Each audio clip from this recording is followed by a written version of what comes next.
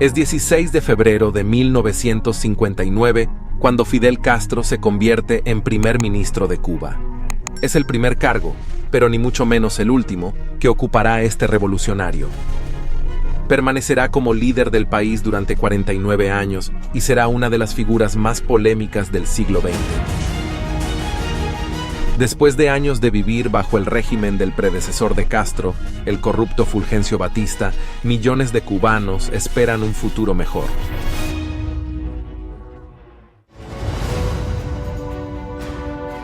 Castro consigue ganarse a sus partidarios no solo luchando contra el imperialismo, sino también proporcionando asistencia sanitaria gratuita y eliminando la altísima tasa de analfabetismo. Pero la otra cara de su liderazgo del país será el régimen de partido único, la censura o la ejecución de los opositores políticos. Además, la construcción del socialismo llevará a la isla de la libertad, como se llama Cuba, al colapso económico.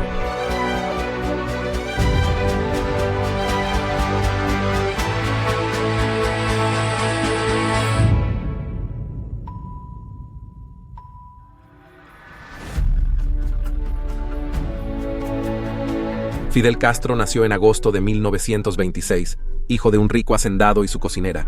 Aunque era un hijo natural, recibió la mejor educación posible. A los 16 años, empezó a asistir al respetado Colegio Jesuita de Belén y más tarde a la Facultad de Derecho de la Universidad de La Habana. Se interesó por la política. Influido por las ideas de Marx y Lenin, se implicó en el movimiento revolucionario de la época.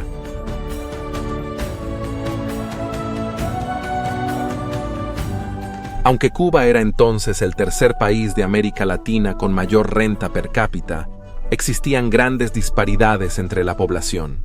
Por un lado, el país era un paraíso para las inversiones y los turistas estadounidenses que venían a disfrutar de los bares, casinos y burdeles.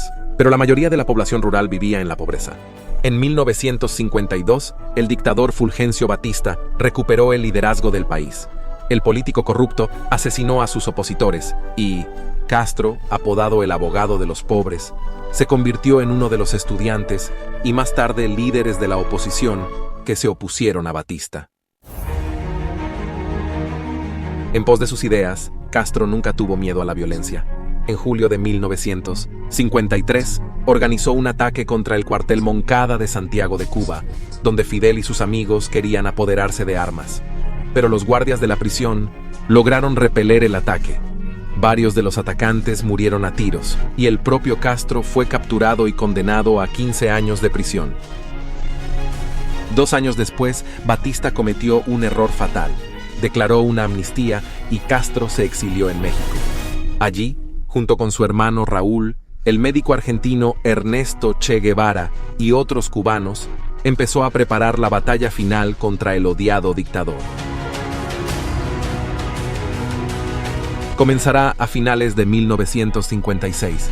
Castro compra a un norteamericano en el puerto de Tuxpan un viejo yate llamado Granma por $15,000. En él y sus 81 acompañantes emprenderán un viaje de más de 2,000 kilómetros hasta las costas cubanas. Tras una semana de navegación, el 2 de diciembre desembarcan en el pueblo de Niquero, al este de la isla.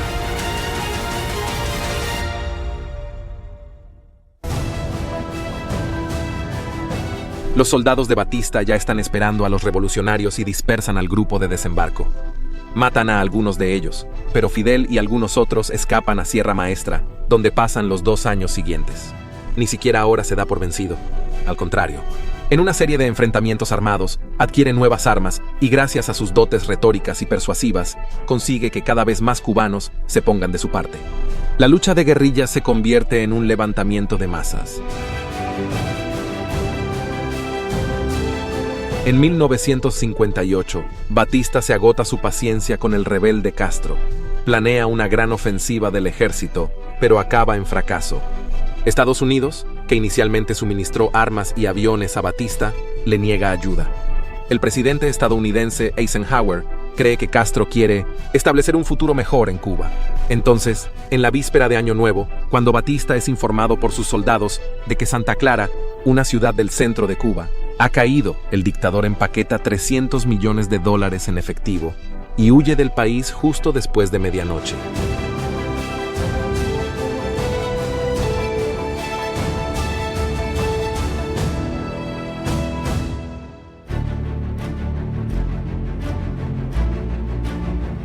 Las primeras tropas guerrilleras entran en Habana el 2 de enero de 1959. Los cubanos celebran la llegada del mismísimo Fidel Castro. Al principio, el nuevo líder suscita esperanzas de un futuro mejor. Poco a poco abrirá más de 10.000 nuevas escuelas en todo el país, ayudando a la tasa de alfabetización. Los cambios en el sistema sanitario reducirán a su vez la mortalidad neonatal. Pero el nuevo orden con el que soñaban la mayoría de los cubanos tiene un aspecto distinto del que imaginaban. Castro consolida su poder de forma brutal. En los juicios políticos, no solo condenará a muerte o a largas penas de prisión a los líderes del régimen de Batista, sino también a muchos de sus antiguos compañeros. Al esfuerzo y al heroísmo de una revolución, no los queremos, no los necesitamos. Comenzará a construir el socialismo en Cuba, nacionalizará los bienes de los propietarios extranjeros e implantará la economía planificada. Abolirá todos los partidos políticos y primero pospondrá las elecciones, y después las suspende indefinidamente.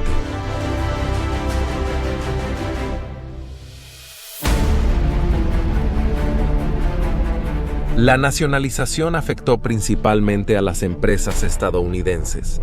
Así, tras la victoria de la llamada Revolución Cubana, el presidente Eisenhower prohibió la exportación de productos estadounidenses a Cuba. En 1961, Estados Unidos rompió relaciones diplomáticas con Cuba y impuso un embargo a todo el comercio con Cuba. El pensamiento de Fidel Castro se ve entonces notablemente influido por la operación llamada Bahía de Cochinos. En abril de 1961, John Kennedy apoya un intento de los exiliados cubanos de apartar a Castro de la dirección del país, pero la operación acaba en fracaso. Las Fuerzas Armadas cubanas, entrenadas y equipadas por los estados del Bloque del Este, aplastan a los combatientes invasores en 3 días. El fracaso da a Castro una excusa para tratar con los restos de la oposición. Enviará a prisión a 100.000 personas. Las relaciones se tensan durante la llamada crisis de los misiles cubanos, desencadenada por el despliegue de misiles estadounidenses en Turquía y el posterior intento de colocar cabezas nucleares soviéticas en Cuba.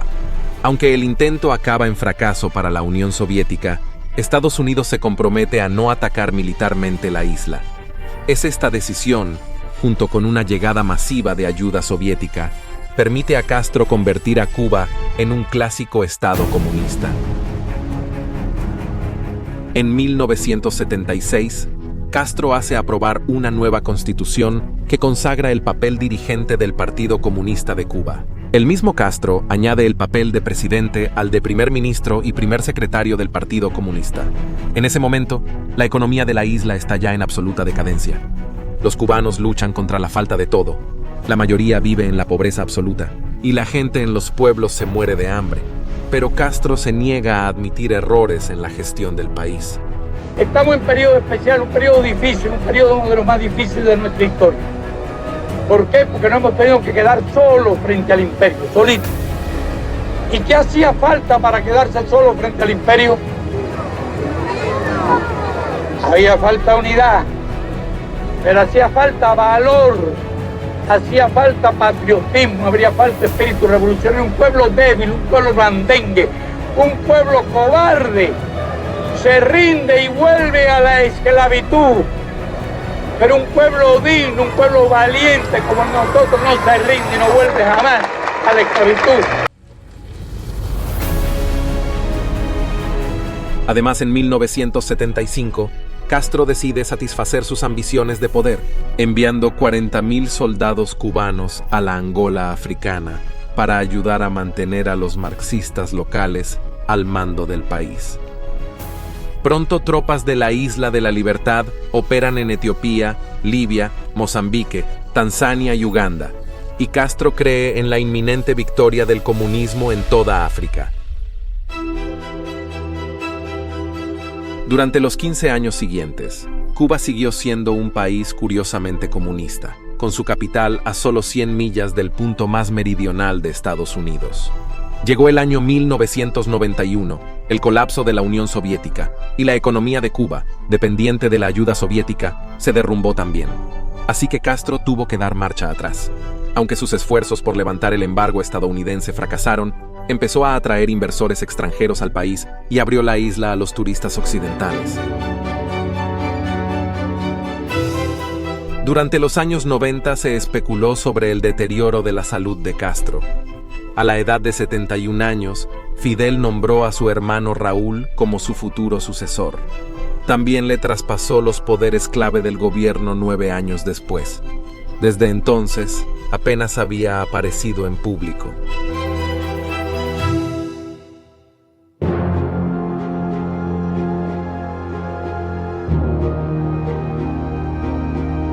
En noviembre de 2016, a la edad de 90 años, Fidel Castro murió. Ocurrió justo en el 60º aniversario del inicio del viaje comunista a Cuba. Irónicamente, el inicio del crucero del Granma desde México en 1956 se enmarca en la misma fecha que la muerte de Castro.